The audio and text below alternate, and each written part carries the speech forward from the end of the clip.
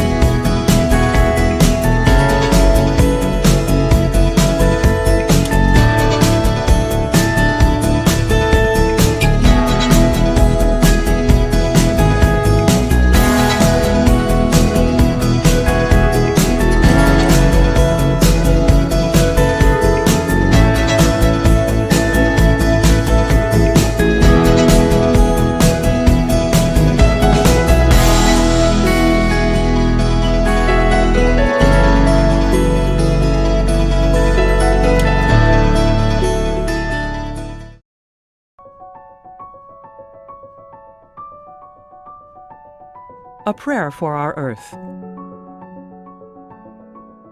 All-powerful God, you are present in the whole universe and in the smallest of your creatures. You embrace with your tenderness all that exists. Pour out upon us the power of your love, that we may protect life and beauty. Fill us with peace, that we may live as brothers and sisters, harming no one. O God of the poor, help us to rescue the abandoned and forgotten of this earth, so precious in your eyes. Bring healing to our lives, that we may protect the world and not prey on it, that we may sow beauty, not pollution and destruction. Touch the hearts of those who look only for gain at the expense of the poor and the earth. Teach us to discover the worth of each thing, to be filled with awe and contemplation, to recognize that we are profoundly united with every creature as we journey towards your infinite light. We thank you for being with us each day. Encourage us, we pray, in our struggle for justice, love, and peace.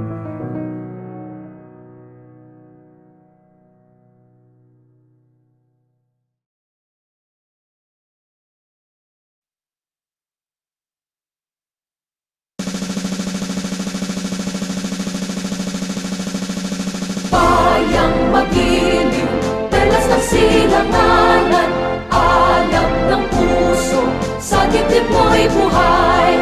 Lupang hinirang, duyan ka ng magiting, sa manlulupig, di ka pasisiid.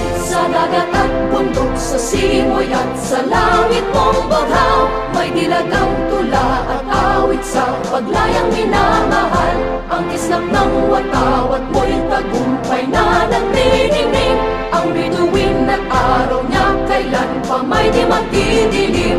Lupa ng araw ng walhating pagsinta, buhay ay langit sa piling mo. Aming ligaya na pag may mga api, ang mamatay ng dahil sa'yo.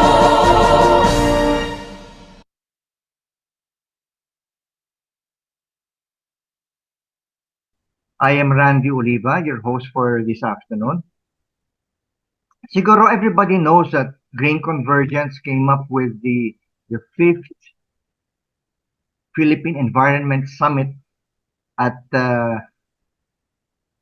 Grand Sing Hotel in Iloilo. No, not everybody was there. I can see new names on the list. No, and the reason why we're holding this is we would like to present to you the 5th Philippine Environment Summit in a capsule. Okay, so that you can feel the excitement, no, and get to learn also from all the speakers on that day. Before we begin, we'd like to acknowledge and express our gratitude for our co-convener, the Department of Environment and Natural Resources, or DENR, for working hand in hand with Green Convergence to make the 5th Philippine Environment Summit a success. Moreover, we also want to express our thanks to EDC, Energy and Development Corporation, Forest Foundation Philippines, and the Foundation for the Philippine Environment for their, these are our friends for through the years, no? Talagang kasama natin to. Parang sila yung wind beneath our wings. They are our crutch on things that we need for us to be able to stand and pursue the project that we plan to have. Maraming salamat sa inyong lahat. And of course, I'm not going to host alone.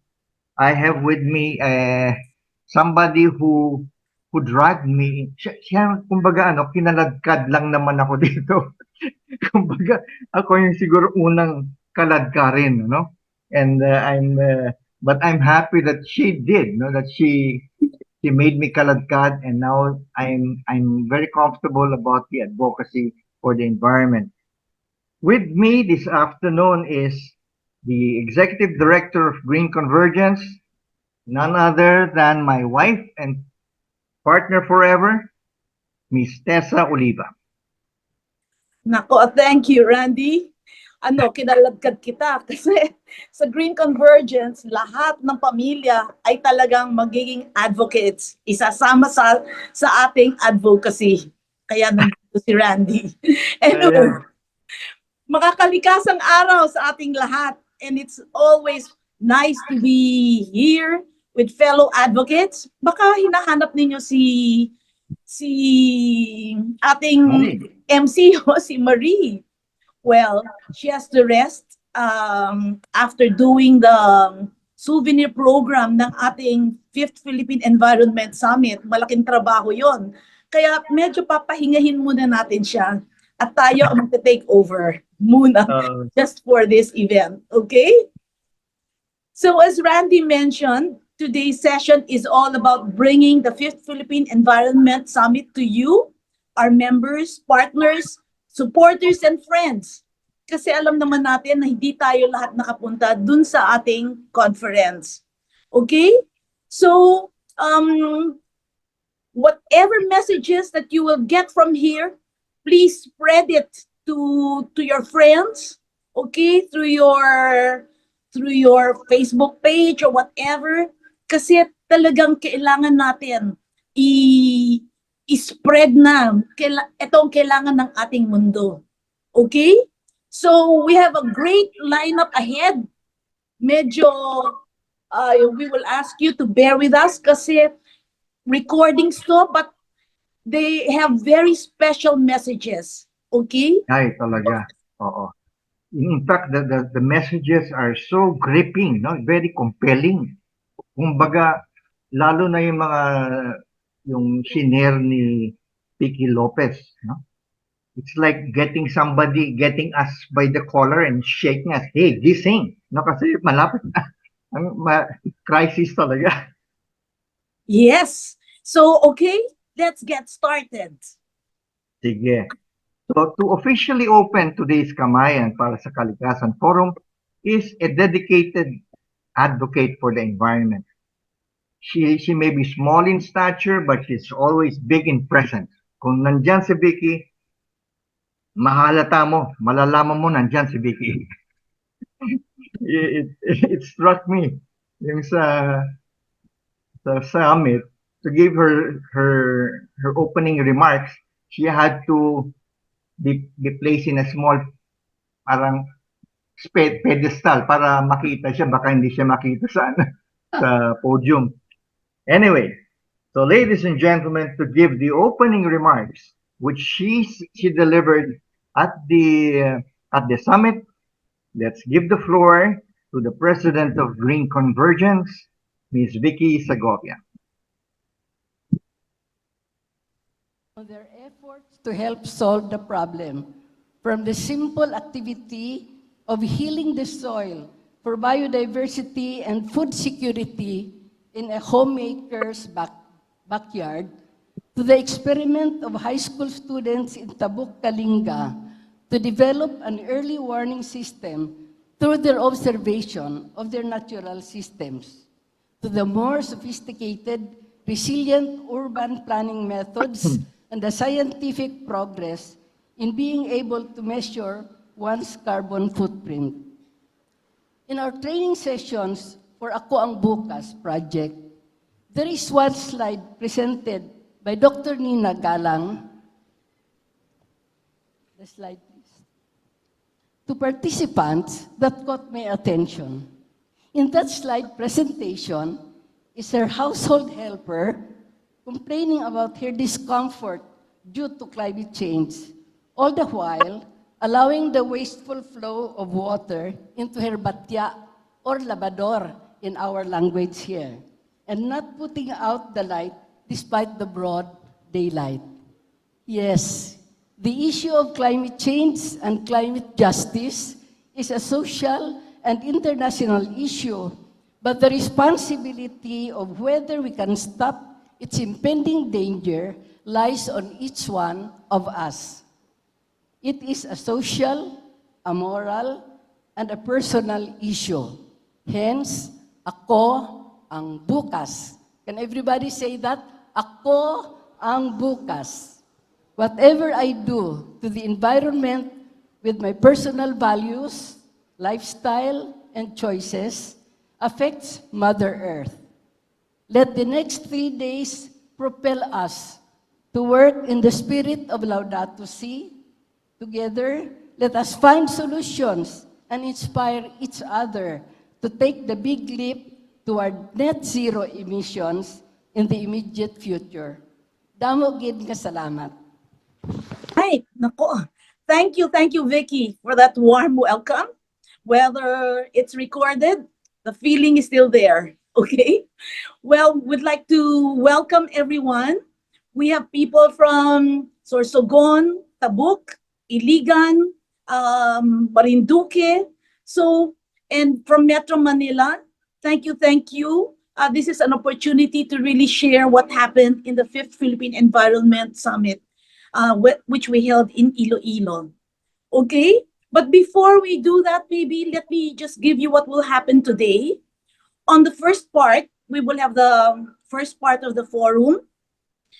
We will be sharing recordings of key presentations and insights from key plenary speakers. Okay? And then we have 3 of them.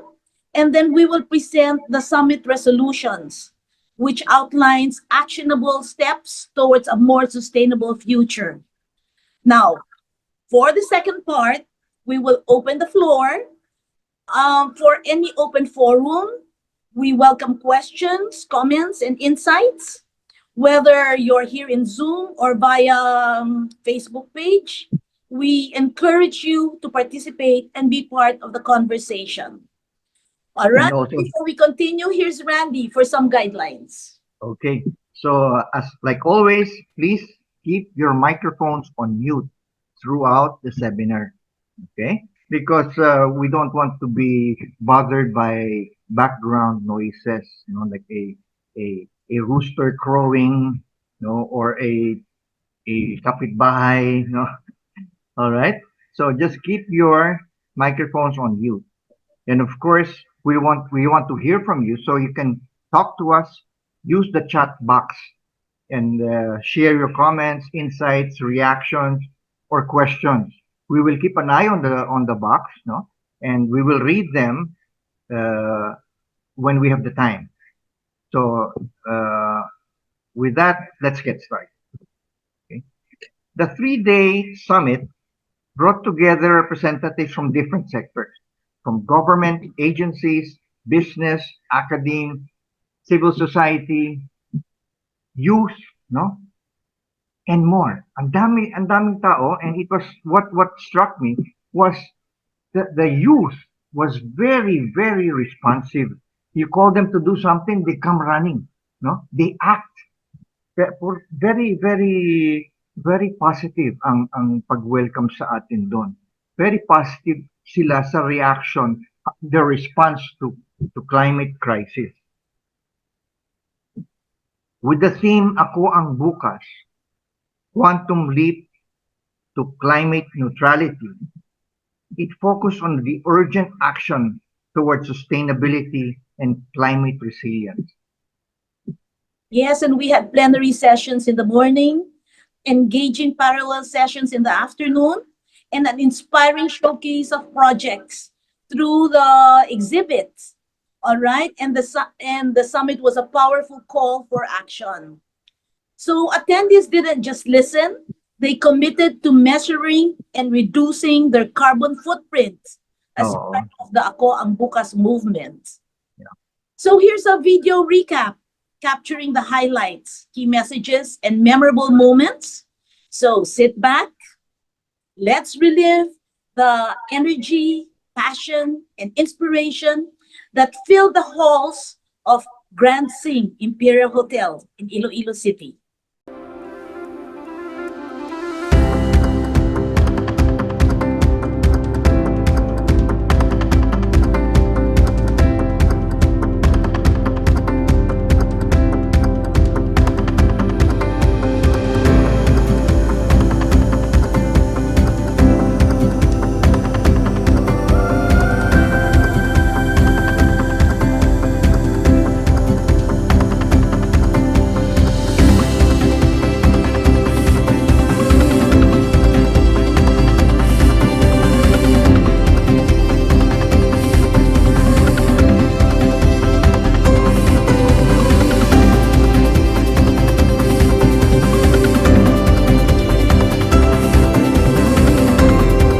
The nature of the risks we face and the climate crisis require a more holistic and integrated approach.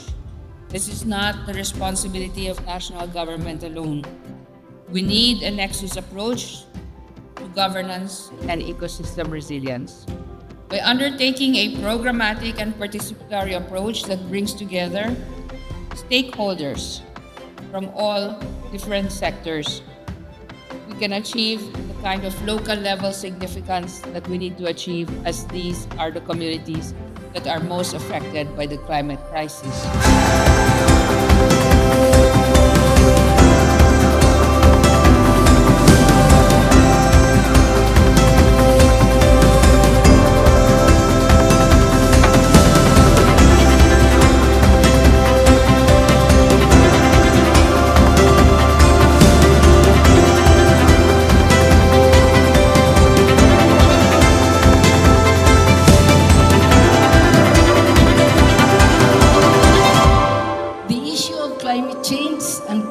Justice is a social and international issue, but the responsibility of whether we can stop its impending danger lies on each one of us. Together, let us find solutions and inspire each other to take the big leap toward net zero emissions in the immediate future. It's an opportune time for all of us who we've devoted a good part of our lives to the climate and environmental cause to remember what we're fighting for and hopefully to strengthen our resolve in the face of the great headwinds that we find buffeting us today.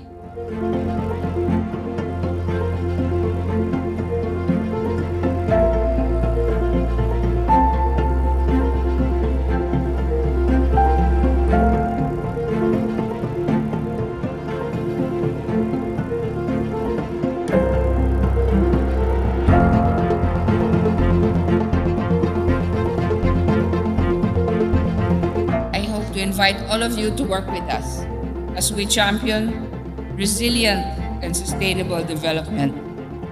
We would like to preserve our most precious resource, our environment. Now more than ever, there is a greater need for coordinated and purposive efforts, not only through collective action, but of unity of purpose in building climate and disaster resilient Philippines, not just for today, but for generations to come.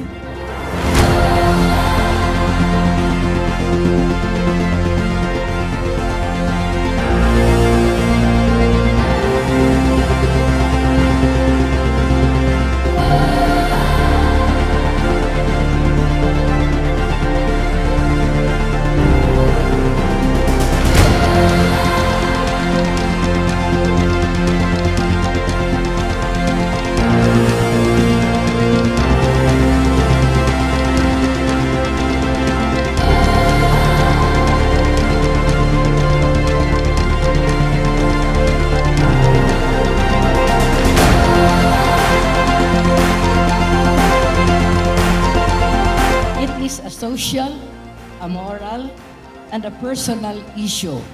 Hence, ako ang bukas.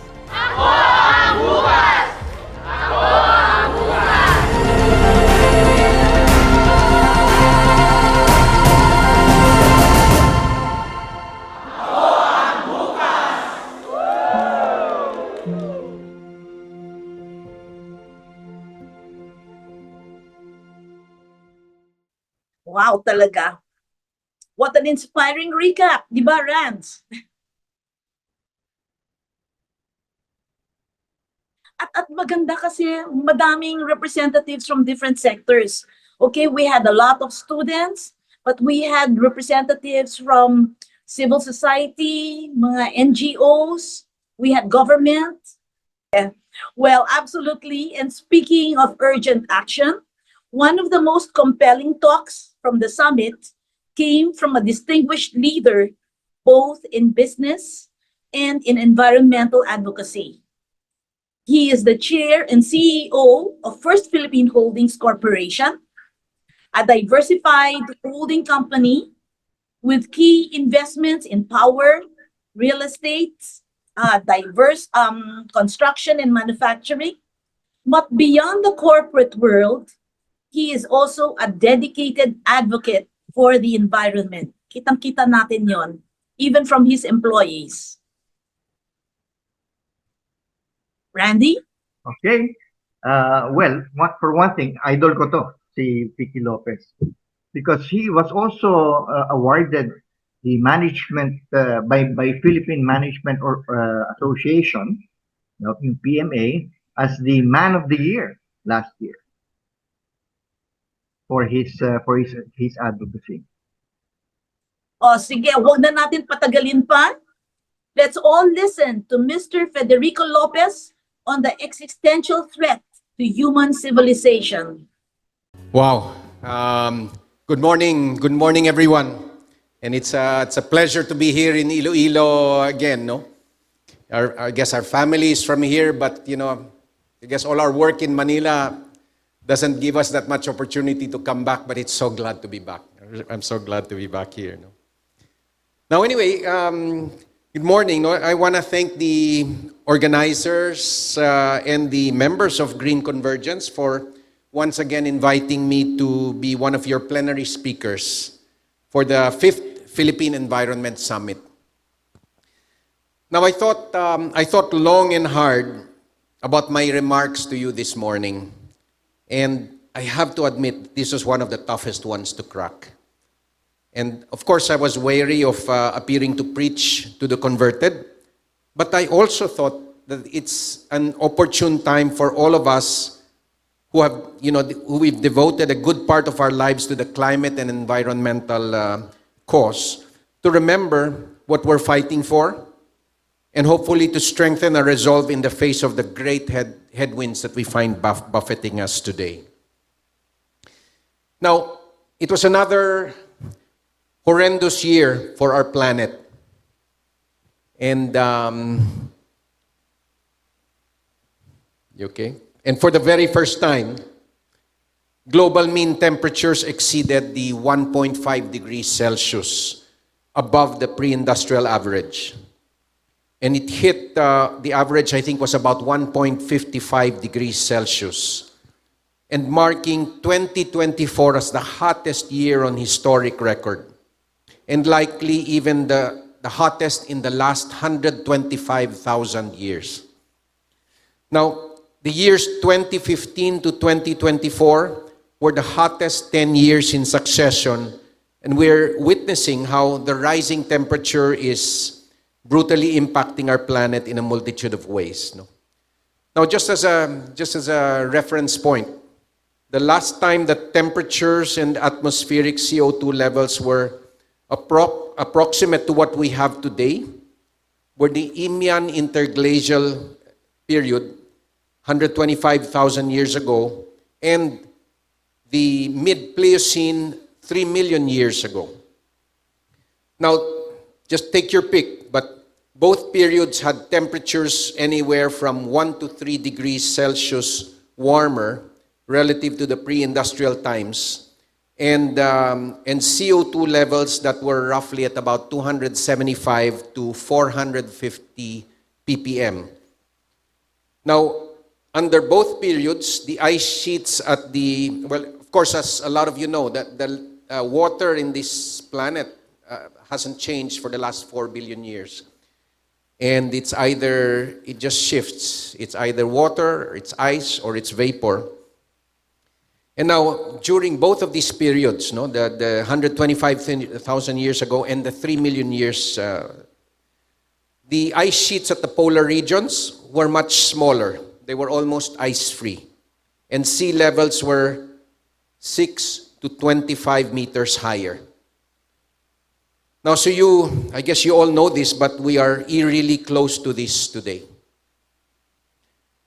So 2024 saw an alarming acceleration in the intensity and frequency of extreme weather events. There were deadly wildfires like those experienced in the South American region, in Brazil, Venezuela, Chile, and Bolivia. And just this January, the Southern California wildfires, which, as you all know from the news, these wildfires could actually be the costliest in U.S. history, as the losses are expected to exceed $135 billion, and it's counting, still counting. And likely only about half of this amount was insured. Now, we witnessed scorching heat waves like those experienced in India, Mexico, the Middle East, in parts of Europe, and in the US, and in several Asian countries. In Thailand, Bangladesh, Vietnam, Cambodia, Myanmar, Laos, and the Philippines. And of course, all of this was further exacerbated by the El Nino. But just as if you remember, the highest heat index that was recorded here in the Philippines was about 55 degrees Celsius in Eastern Samar on May 26. And as you know, no, just as a little bit of a reference point, at a heat index of about 42 degrees, no, or roughly, as they say, no, 35 degrees, at 35 degrees Celsius wet bulb temperature. So that's roughly about 42 degrees Celsius heat index. The human body has a hard time coping. No? A lot of our sweat glands just can't cope, and you develop heat strokes, no, and fevers, obviously, no.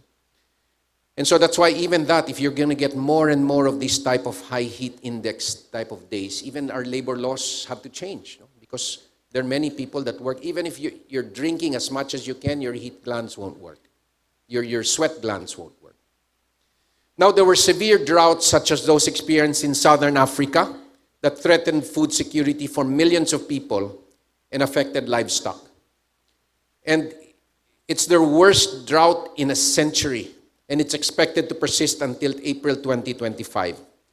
And in Southern America, major river basins reported significantly reduced water flows that resulted in severe water shortages, expansive crop failures, amplified wildfires, and even interrupted power generation, as the power plants also cannot cope with that kind of heat.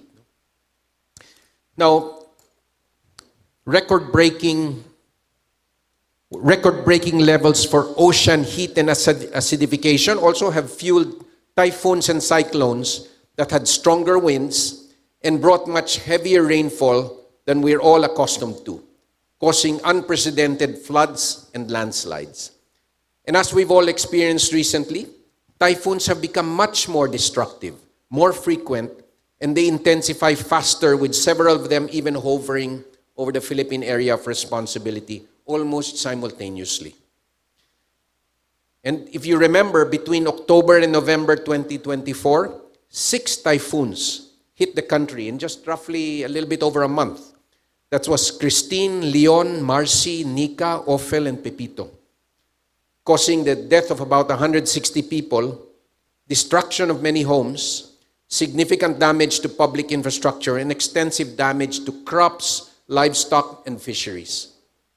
In each of these events, we saw families losing almost everything that they have and being uninsured, keep having to restart their lives over and over again in some vicious and cruel cycle of nature. Metro Manila also suffered its worst flooding in recent years due to Super Typhoon Karina in July, and it dumped 471 millimeters of rain in 24 hours. This surpassed that, remember, the 455 millimeter rainfall set by Ondoy in 2009. Now, the intense and destructive pattern of typhoons was seen in different parts of the world too. More recently, in September, Hurricane Helene hit Florida's Big Bend region with mean speeds of 140 miles per hour that left more than 200 people dead, making it the deadliest mainland hurricane in the U.S. since Hurricane Katrina in 2005. In October, flash floods caused by heavy rains in eastern Spain swept away almost everything in its path, trapping people in their homes, in their businesses, and even in vehicles. The rage against Spain's ruling elite from citizens who felt helpless and underprepared was all over the news, as many of you probably saw. In November, Thailand and Malaysia experienced their worst flooding in decades.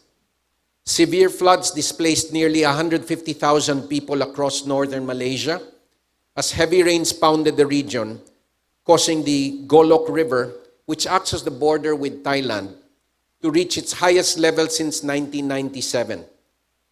In southern Thailand, the floods affected over 664,000 households across 10 provinces. In December, the French territory of Mayotte suffered unimaginable devastation after being hit by Cyclone Chido, which was a Category 4 hurricane that was the worst to hit the island in 90 years. The rising global temperature is also having a profound and accelerating impact on the cryosphere, which includes, the cryosphere is all of Earth's frozen water, glaciers, ice sheets, sea ice, permafrost, and snow cover. Note that the glaciers are our frozen reservoir. They're holding about 75% of the Earth's freshwater supply. The Greenland and Antarctic ice sheets are both losing ice at an alarming rate. And according to NASA and the IPCC, the Greenland ice sheet alone has lost around 4,890 billion metric tons of ice between 1992 to 2020. Now, just to give you a sense of how large that number is, if all that ice melted into water, it would be enough to cover the entire US by about half a meter. Now, glaciers are also losing more mass than either the Greenland or Antarctic ice sheets. With the annual rates of glacier thinning, they've nearly doubled from 36 cm in the year 2000 to 69 cm in 2019. And its meltwater contributed to about 21% of global sea level rise over the same period. So mountain glaciers from the Himalayas to the Andes are disappearing. They're reducing water supplies for over 1 billion people who depend on glacier-fed rivers. And there are a lot of these, no? And actually what's going to happen here, because of as the glaciers melt, you'll see a momentary period of maybe of flooding, and then at some point it just dries up, and a lot of these agricultural regions don't get fed with the water they need. And now under 1.5 degrees Celsius of warming, half of the world's glaciers could disappear by the end of the century. At 2.7 degrees Celsius of warming, we could see the near complete deglaciation of entire regions of Central Europe, Western North America, and New Zealand. And at 4 degrees Celsius, 83% of the world's glaciers could disappear. Now, melting glaciers and ice sheets have already raised sea levels by 21 to 24 cm since 1880. Now, there's a slide that I would show green convergence before, no, Tita Nina, you've seen this slide before. And but it's really a boring looking table, no? But this table for me drives home the gravity of what humanity faces if this tipping point is breached. And if you look at it here, no, if all of Greenland melts, it could raise sea levels by 7 meters. And Antarctica by this astounding number of 58 meters. And the other thing that's happening up at the poles is permafrost. As you know, permafrost, this is a lot of the frozen ground in the Arctic regions. It's beginning to thaw. And they're releasing now underneath them massive amounts of methane and CO2. And as you know, this methane is actually, as a greenhouse gas, is far more potent than CO2. And in general, no, they're about 27 to 86 times more potent, a greenhouse gas. Of course, over a shorter time frame, no? Because CO2 tends to, if you look at it, 20 to 100 years. Now, according to NOAA's 2024 Arctic Report Card, the Arctic tundra has now transitioned from a carbon sink now to a carbon source due to the increasing wildfire activities and, of course, the warmer temperatures. Now, this could trigger a climate time bomb and accelerating warming in an irreversible way. And many say that, once this all starts, it's going to be very hard you cannot hold this back anymore, no? And it's the equivalent, the estimate is that it's an equivalent of China's emissions today. The only thing with China you can negotiate, with this you will not be able to negotiate with nature. The rising temperature is also causing the destruction of our ecosystems. And we experienced the world's 4th global coral bleaching event in April 2024, the worst on record, as many call it, as it affected about 77% of the world's coral reef areas in 74 countries and territories. It was also the 2nd bleaching event in the last decade. The bleaching is causing the collapse of global reef ecosystems that's threatening biodiversity and disrupting the marine food chain. At 1.5 degrees of global warming, between 70 to 90% of coral reefs will suffer. A lot of this is IPCC data. At 2 degrees, we could lose practically all of it. They say more than 99% of coral reefs could be lost. And I guess as we have it today, up to 1 million animal and plant species are now threatened with extinction, and many within the next decades. This would lead to the further disruption of ecosystems and food chains, impacting agriculture and food security. So today, no one is spared from the unprecedented fury that's unleashed by the more frequent occurrence of extreme weather events that's supercharged by climate change. The rapidly changing climate is not only bringing massive destruction in its wake, but it's also dispossessing millions of families of everything that they have on a brutal and repeated basis. Now, many never had, and they will probably never have, the benefit of property insurance to begin with. But for an increasing number in climate vulnerable areas around the world, homeowners are now being denied insurance coverage or can avail only at very exorbitant and unaffordable premiums.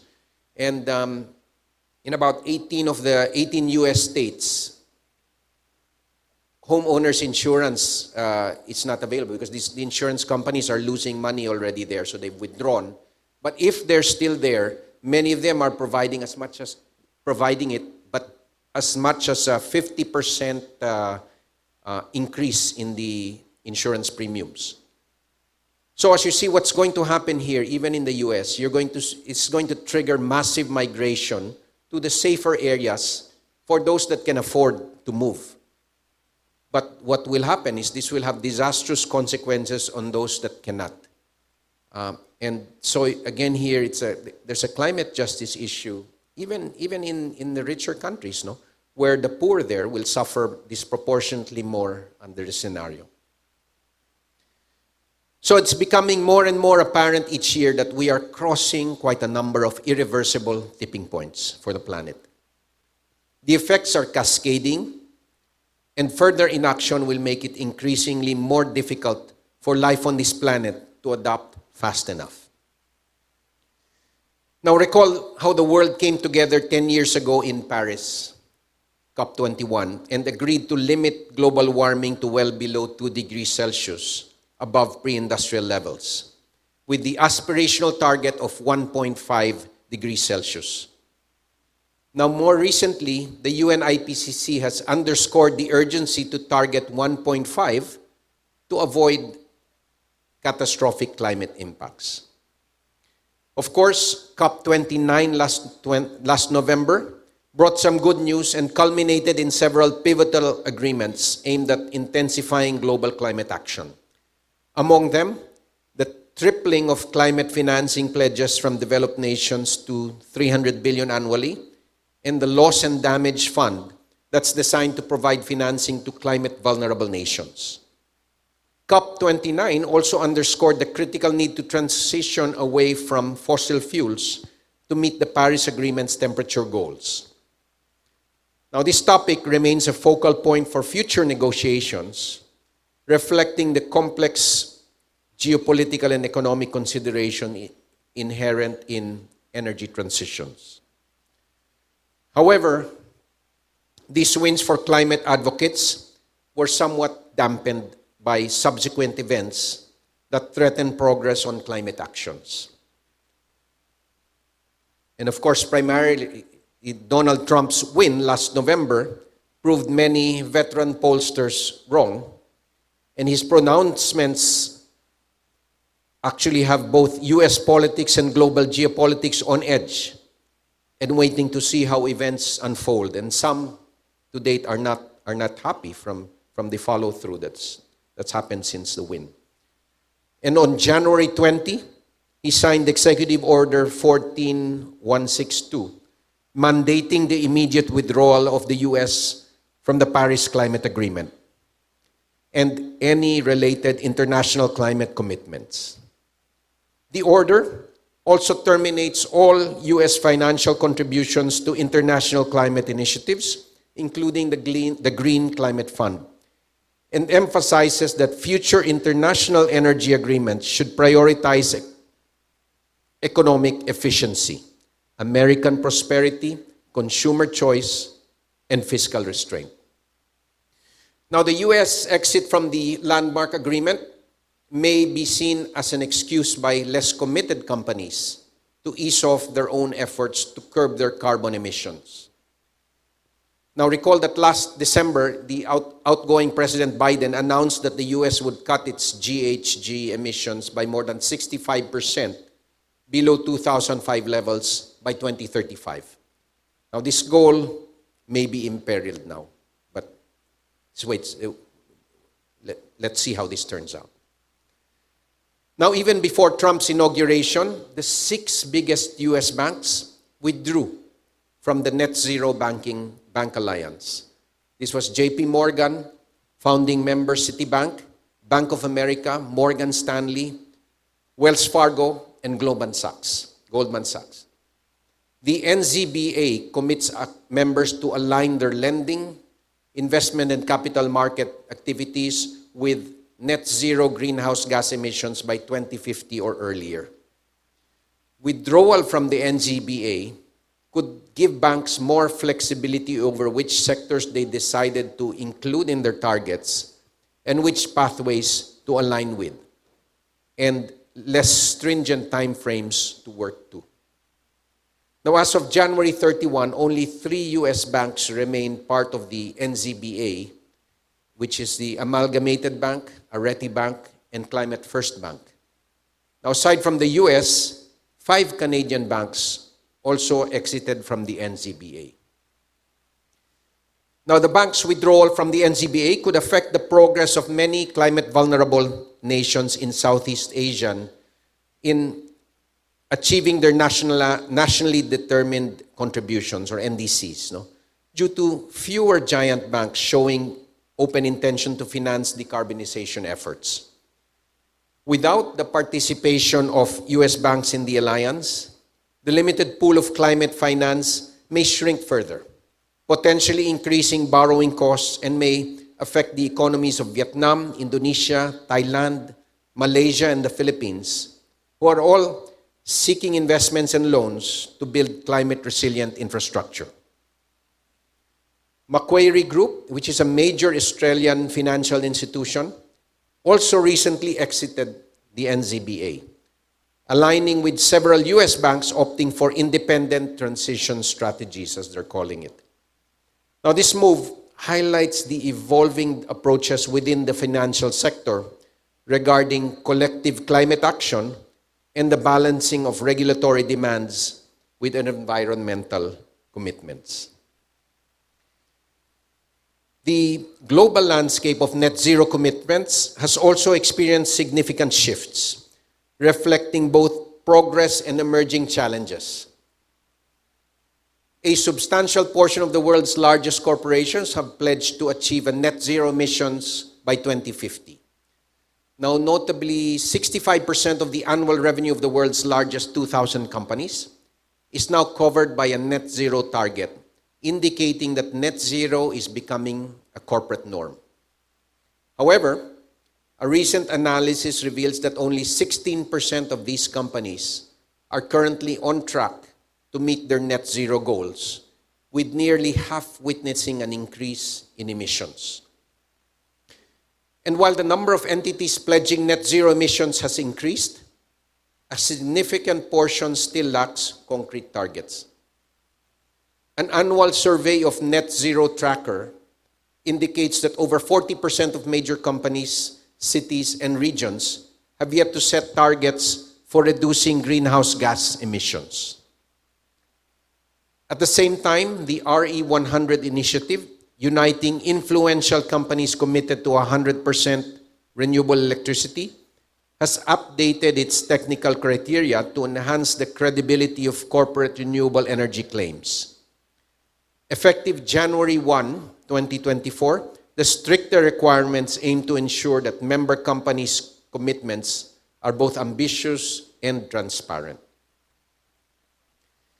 The 2023 Global Stocktake, or GST as we call it, which is a core component of the Paris Agreement that assesses each country's progress on climate action and encourages them to augment their climate goals, highlighted that the world is not on track to limiting global warming to 1.5 degrees Celsius. In response, countries are required to submit the updated NDCs by February 2025, delineating their enhanced commitments to emission reductions and climate resilience.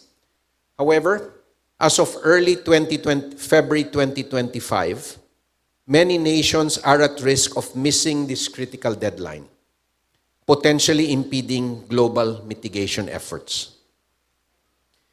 For the Philippines, despite the DOE's renewable energy roadmap and the moratorium on new coal plants in October 2020, we continue to be heavily reliant on coal for our energy needs. And today it accounts for about 62%. It still accounts for 62% of the electricity that was generated in 2024. However, even as we speak, let me say that entrenched interests are at work to expand coal plants, which will heighten our electricity grid's reliance on even more coal and increase the carbon emissions per kilowatt hour of our electricity grid. The justification being that coal today is cheaper. Now, if the grid continues to move in this direction, it will nullify the decarbonizing effects of electrification. And for example, even if you buy an electric vehicle, an EV, you'll be running it primarily on coal. That's the irony, if that happens. So we've got to, rather than bring up that 62%, we have to bring that 62% down over time. I mean, it will not We are all realistic enough to know that it will not happen overnight, but you have to go in the right direction. Now recall that when I addressed all of you at the 4th Philippine Environmental Summit in Tagaytay 2 years ago, I sort of laid out what I felt, what many believed what it would mean to solve the climate crisis. Now, doing so meant we would have to go through 3 phases. The first phase was you have to reduce greenhouse gases from the current global emissions. Current global emissions about 50 gigatons of greenhouse gases per year. But remember that time everyone was looking at making sure that emissions would peak by 2025. And then phase 2, aside from just reducing, you have to eliminate all the emissions of greenhouse gases, and you get to net zero by 2050. That was the phase 2. So you can't stop at just right now, you're just reducing, but you have to actually eliminate it. And then phase 3, after you eliminate it, you cannot just stop there. You have to get to what's called net negative emissions, meaning reducing or literally sucking out the concentrations of greenhouse gases in the atmosphere. Now, the task here is best represented by what they call CCUS, carbon capture, utilization, and storage. So you suck it out from the air, and then you either use it to produce other things, like you put it into cement where it's trapped there, or you store it underground in maybe old gas wells. So that's what CCUS is. Now, the reason this phase 3 is so important is described in the words of the NASA climate scientist James Hansen. And I don't know if many of you have been following. He was one of the first that started. He was a NASA climate scientist that basically became an activist, because he saw how bad the situation was, decades ago.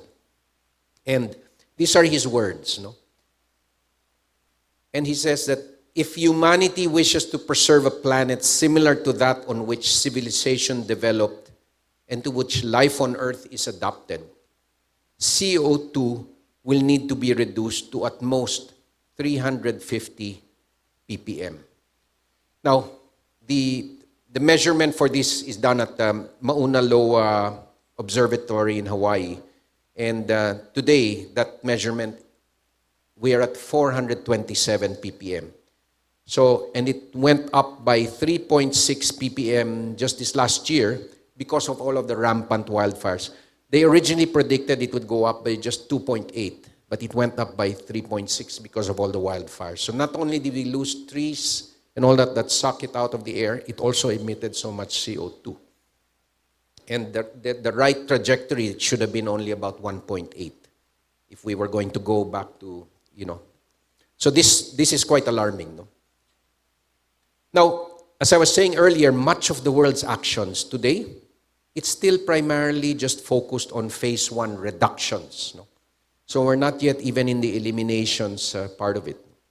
And the emissions peaking by 2025 is certainly not about to happen.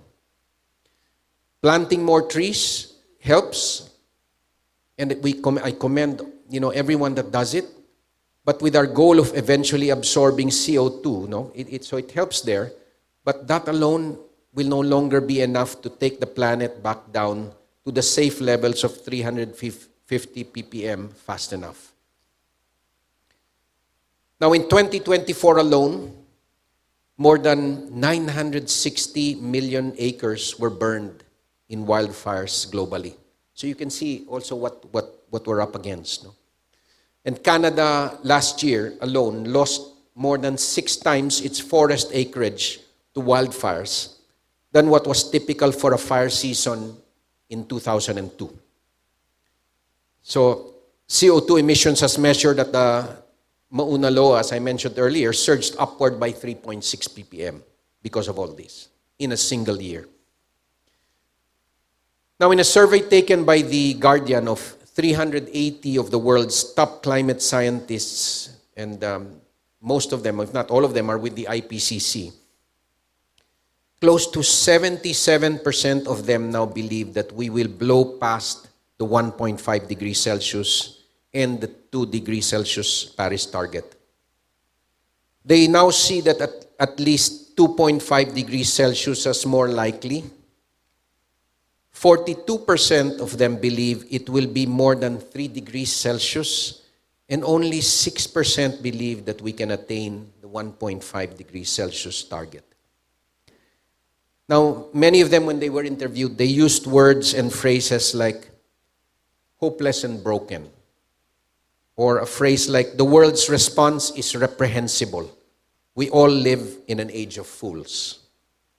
Or, I worry about the future my children are inheriting. Or words like infuriating, distressing, overwhelming. Or even this one from a South African scientist, I expect a semi-dystopian future with substantial pain and suffering for the people of the global South.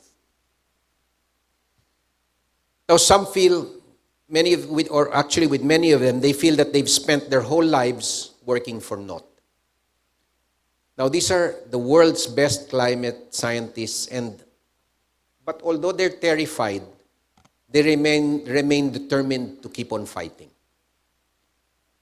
Now, sometimes we visualize technology breakthroughs and the possibility that the AI revolution can help solve the world's most intractable and, as they say, wicked problems. No?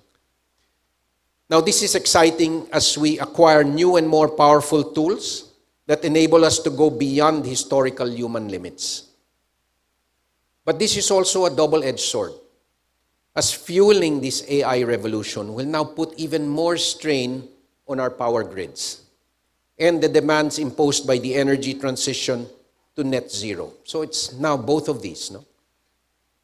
And prior to considerations for AI, the expectation was that we would need 5 times more electricity and 10 times more clean electricity by 2050 to shepherd us through the 3 phases of decarbonization.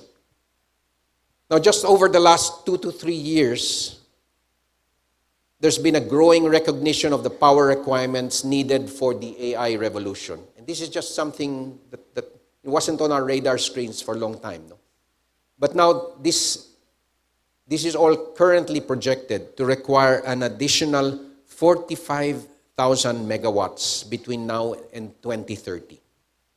Now, this is adding the equivalent of what a major economy like France or Germany uses today. You can see the size of it. Now, the prospect of cheaper, more affordable 24/7 renewable power, batteries, and EVs have been coming down fast over the last decades.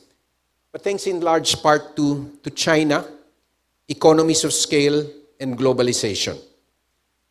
Now, all this may encounter headwinds as the world deglobalizes and also bifurcates along the US-China lines, no?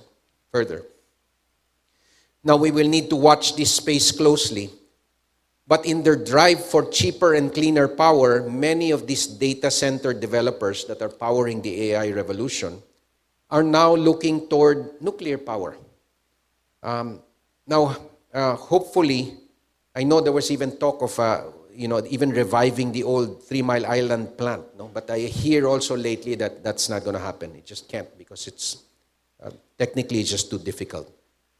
But hopefully the smaller and safer technologies, they call them SMRs, no? Small and sometimes even micro, no? Modular reactors. Hopefully they develop fast enough. But as of now, they are still 5 to 10 years away from commerciality. And what I hear is that there was a project in the US done with a number of co-ops that was going to do this. They've recently pulled out of that project because the project cost escalated, went up 3 times, and then they halved the volume of the capacity of the plant. So they decided to pull out of that. No? So, but again, this is still 5 to 10 years away from commerciality. Now, admittedly, when we see the compressed time frame we have left of 25 years to 2050, to achieve all these 3 phases of decarbonizing our economies, our lives, and the planet before we tip into irreversibility, it can all feel extremely daunting. Now, the despair of the world's most knowledgeable climate scientists at the inaction of global leaders can make this feel like a dark time where, despite the urgency of the crisis, there are no clear nor easy answers. Now, times like these, I remind myself of a quote from Ursula Le Guin's sci-fi novel, The Left Hand of Darkness. I'm not sure if many of you have read her books, but she's a terrific writer. There's a passage in that book that reads, "To learn which questions are unanswerable and not to answer them, this skill is most needful in times of stress and darkness." Now, there are truly times in our lives that call for the wisdom of accepting uncertainty rather than forcing a false clarity. And in times of crisis and darkness, the ability to focus on the right questions, those worth pursuing, those that lead toward sustained understanding and action, matter more than dwelling on the unanswerable. Now, I remember in the depths of the COVID pandemic, I picked up and read a book written by the best-selling science fiction author Kim Stanley Robinson. I don't know if any of you have read his books, no? But they call him KSR for short. And for KSR, no, again, as he's fondly known, he likes to remind us that science fiction is a way for us to think outside the cage that our history and habits have made for us. It is a kind of realism about the world we are creating. It gives us ways to think about how we might shape the future rather than just endure it.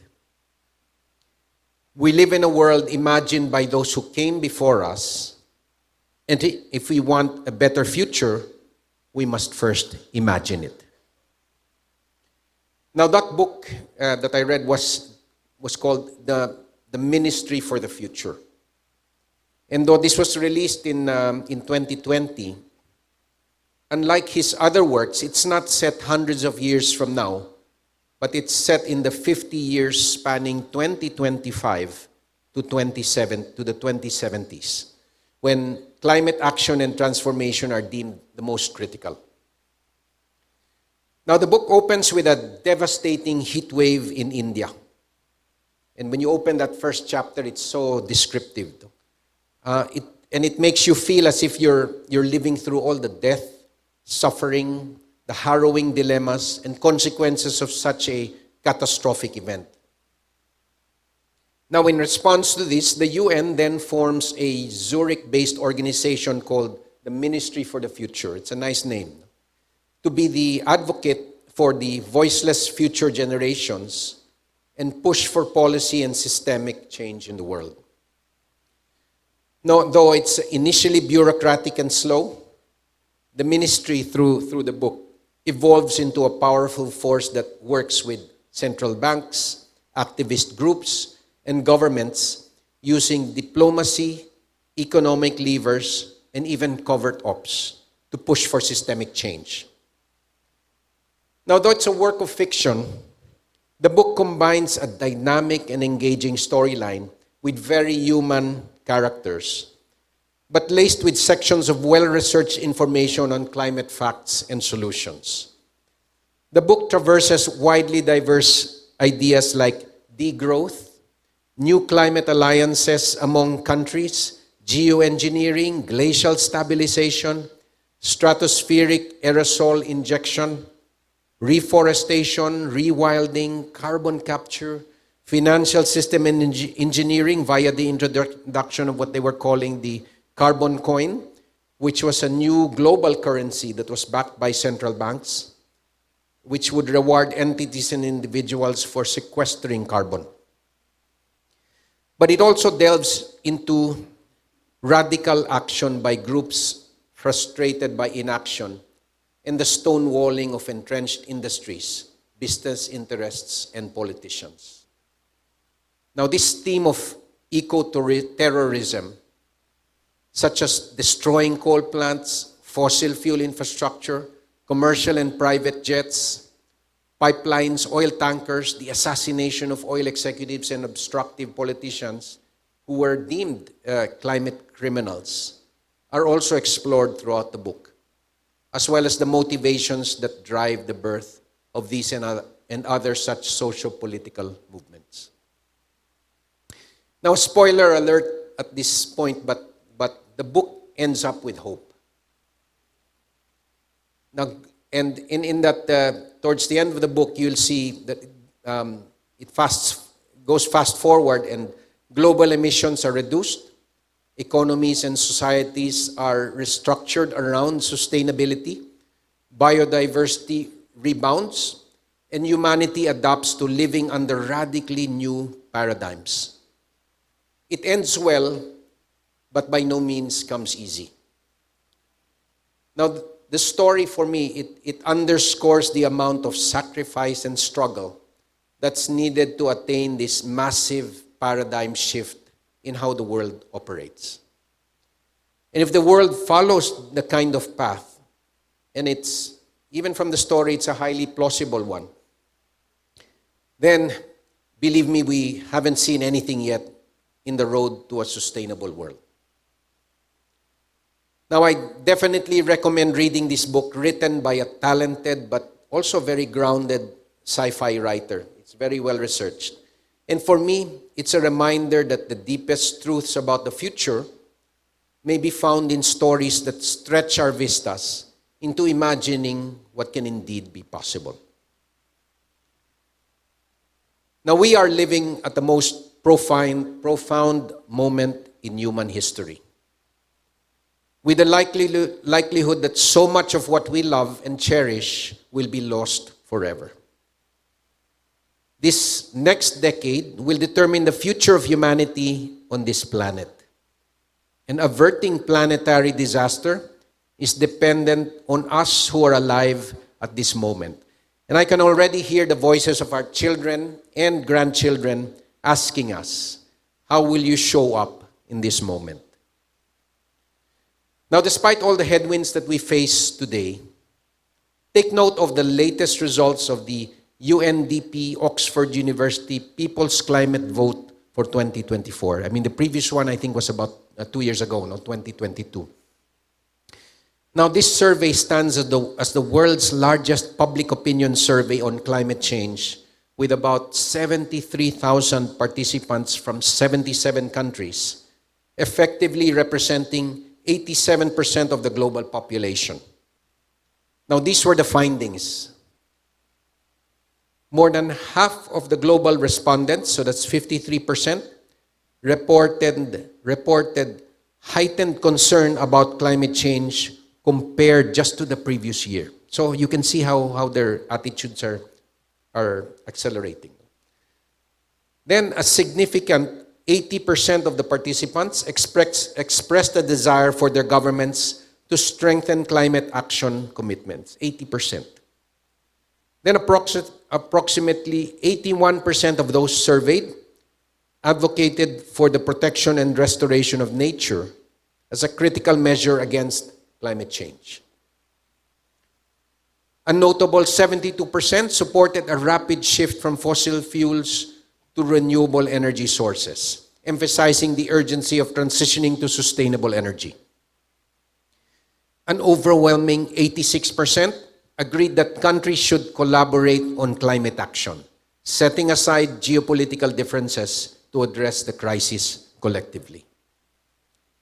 Now, it's clear that more and more people around the world care, but also that they are likely not aware of the prevalence of support amongst an overwhelming majority of their peers and the global communities. This type of result came out in a US survey, and I'm sure it's the same in the rest, that many underestimated the amount of support among their peers, when in fact, the numbers are much larger.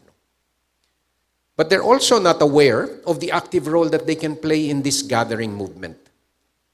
So there's much that all of us can do to bring this about when you remember that our concerns are in the majority. Now, in these critical years ahead, among the most potent arrows in our quiver will be optimism and hope. But between the two, however, I would rather that we all be armed with tons and tons more of the latter. And that's because optimism, like pessimism and despair, can lead to passivity as you assume the inevitability of the best outcome, or that some technology will develop to rescue us from ourselves. Hope, on the other hand, can be the more finely crafted implement that we need in abundance for these uncertain times. So in closing, let me leave you with the thoughts of another amazing writer, Rebecca Solnit, from an essay that she entitled, "The Difficult is Not the Same as Impossible," where she writes, "Hope, like love, means taking risks and being vulnerable to the effects of loss. It means recognizing the uncertainty of the future and making a commitment to try to participate in shaping it. It means facing difficulties and accepting uncertainty. To hope is to recognize you can protect some of what you love even while grieving what you cannot. And to know that we must act without knowing the outcome of those actions. To hope is to accept despair as an emotion, but not as an analysis. To know that the future will be what we make of it in the present. To know that joy can appear in the midst of crisis, and that a crisis is a crossroads. Perhaps hope is the courage to persevere when winning looks hard. And in the words of the playwright Václav Havel, who was a catalyst of revolution and regime change in Czechoslovakia in the 70s and 80s, where he says, "Hope is not the conviction that something will turn out well, but the certainty that something is worth doing no matter how it turns out." Thank you very much.